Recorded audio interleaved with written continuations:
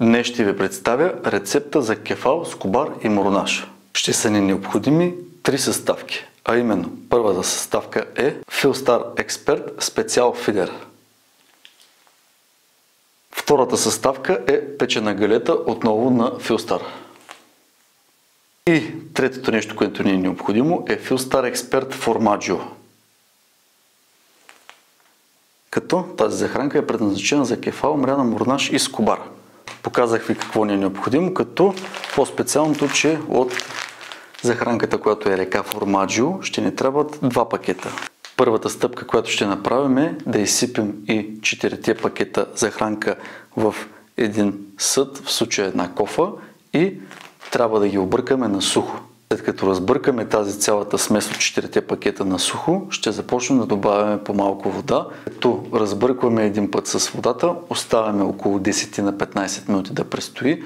След това проверяваме захранката как е и ако има нужда от още вода, го правим абсолютно същото. Пак разбъркваме, пак проверяваме.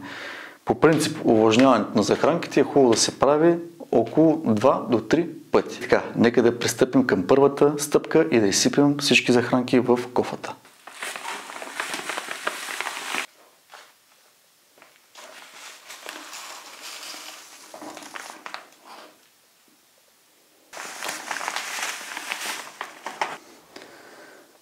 Както може да видите, ето ги и 3 различни храни, които ще използваме за днешната рецепта. Това не е галетата, това не е формаджиото и тук имаме специал фидера. Сега започваме да разбъркваме и 3 храни, за да може цялата смес да стане еднородна. Така, вече захранката е напълно объркана, не се виждат абсолютно никакви контрасти на цветове на различните храни. Сега можем да започнем да увлажняваме внимателно нашата захранка. Започваме да наливаме бавно вода и разбъркваме.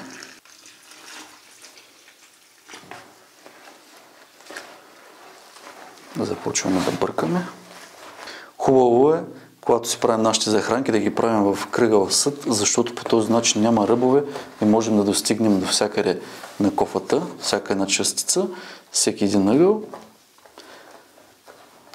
всяко едно местенце и по този начин нашата храна ще бъде абсолютно равномерно увлажнена. Вече направих първият етап на увлажнение. Сега ще изчакам 10 до 15 минути, след което ще добавя още малко вода, ако има нужда. Отново ще разбъркам хубаво и ще изчакам пак 10-15 минути да проверя дали захранката е готова. След като вече направих 2 до 3 пъти увлажняване на нашата храна, е време да я прекараме през едно сито с диаметър на мрежата 3 до 4 мм. Захранката винаги я минаваме през ситото заради тези по-едри частици, които остават, за да може тя да стане напълно еднаква, след като я минем през ситото. Ето точно заради тези бучки е хубаво да минем нашата храна през ситото, дори да не казвам задължително.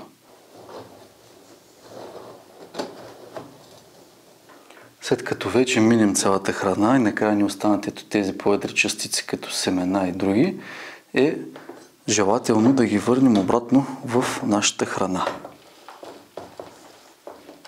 Съответно, след като ги върнем, съвсем лекичко се разбъркваме, за да можете да се нанесат равномерно и нашата захранка вече е готова. Ето ги, нашите топки вече са готови за подаване от ръка, като те са достатъчно здрави и няма да се разпаднат при удар в водата. Сега ще ви разтворя съвсем лекичко да видите колко трудно се разтваря. Ето, това е.